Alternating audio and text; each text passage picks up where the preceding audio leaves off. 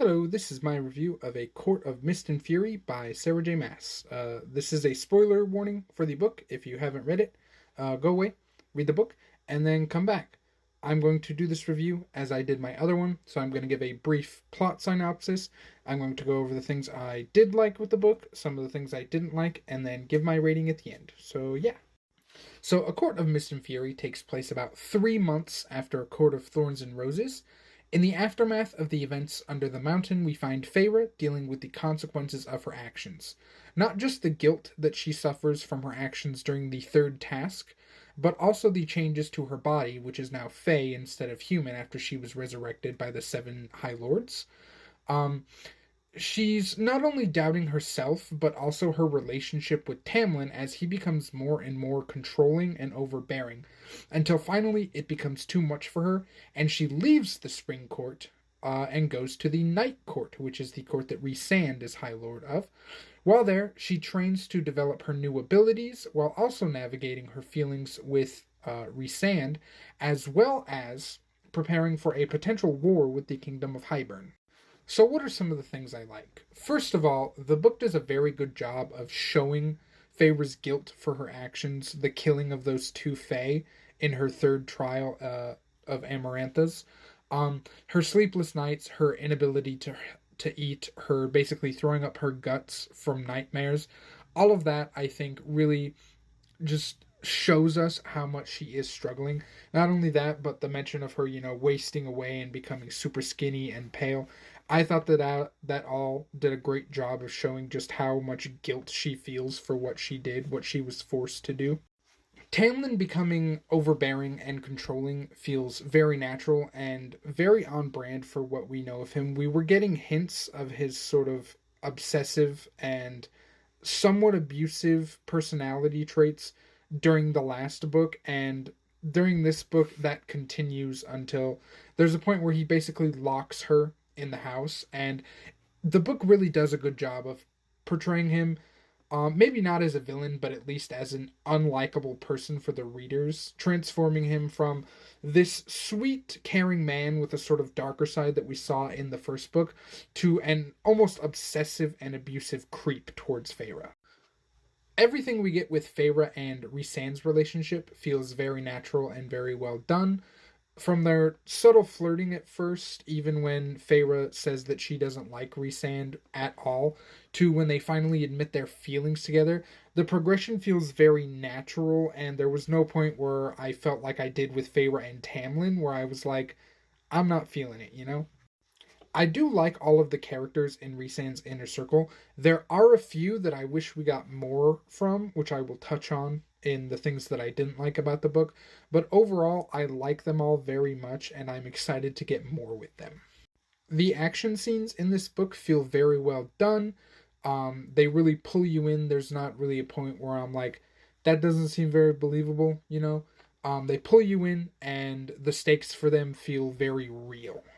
The world building and character development in this book feels very good. Not just from, Rhysand explaining the difference between, the seasonal courts and the solar courts, which are the ones that actually experience the seasons and everything like that. But also just, us getting everything with Valaris, seeing the summer court, all feels very good. And then the character development of Feyre, Tamlin, Lucian, and Rhysand especially feels very good. Seeing how all of them, in some cases go from, a somewhat likable character to a character who I despise, looking at you, Tamlin, to this character who is pretending to be something he's not because he has to, and us really peeling away all of those layers and seeing that he's actually a really cool person and someone who I really like. Looking at you, Rice Man. I really like the slight horror elements in this book. Everything we get with the bone carver and with the weaver felt very eerie. And I also like at the very end when Feyre goes back to the Spring Court to act as a spy for the next book. That's one of the only parts of the ending that I liked. So yeah, those are the things that I liked about the book. So what are some of the things that I did not like about the book? First of all, the book feels very rushed to me. It just feels like a lot happens in this book and it's all squeezed and condensed. Honestly, I feel like this book could have been split into two books and it would have flowed better. We would have been able to get a lot more. But that's just my personal opinion. It feels like Feyre comes into her powers and begins to like make progress with them very fast. As I said, the story takes place only over the course of a few months, and um, Feyre's powers grow like exponentially in that time. She goes from making tiny little animals out of water in the summer court to be able to summon like a pack of like wolves made out of water when she defends Valaris, and it just feels like her powers um just grow too fast. You know what I'm saying? Some of the characters who I get the feeling I'm supposed to care about fall flat for me. Mainly Nesta and Elaine. We don't get a lot from them in this book, but they still feel like they did in the first book, which is very one note, very much like one dimensional, and I just found myself not caring about them. The inner circle, while I do like them, I feel like Morrigan is the person we get the most out of. Cassian, Amryn, and Azriel all feel like they fall a little flat for me. I just wanted more from them. I wanted to know, more about their backstories, more about what they can do, and we don't really get a lot, despite Feyre being around them all for most of the book.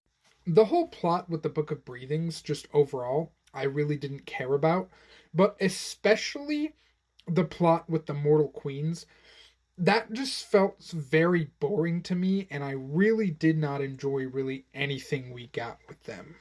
The ending of this book frustrates me to no end. So I don't know if maybe I didn't pay attention enough when it was going on. I thought I did, but here's everything that frustrates me about it. So Hybern somehow knows exactly when they are going to break in and try to steal or nullify the cauldron. The Mortal Queens side with the Fae, who literally want to enslave their people simply because they want to become immortal. Tamlin spends the entirety of the first book saying how he would have helped the humans during the war, but then decides to make a deal with the people who literally want to enslave humans, all to get Feyre back. Jurian sides with Hybern despite fighting an entire war against them and being held prisoner by one of their commanders for 500 years. Um, Also, the ending makes the entire plot of the book, everything with the Book of Breathings, feel completely useless since at the end of the book, the cauldron is not nullified, they do not have the cauldron, and now they do not have the book either. So it just sort of makes everything feel useless because nothing really gets accomplished at the end of this book. Also, this is a minor thing. Feyre's sisters becoming Fae feels completely pointless and useless to me. Now, I'm sure in the next book some of these things will be resolved and I will get answers, and I am sure I will come to love Feyre's sisters as it seems a lot of the TikTok community does. But right now, these are just the things that frustrate me about this book, having not read the others yet. Alright, on to my final rating. So, overall, I'm going to give A Court of Mist and Fury a 7 out of 10. I liked it a lot more than I liked ACOTAR. Um, I feel like, I kind of hounded the ending of the book, but the things that I really liked about this book far outweighed the things that I didn't.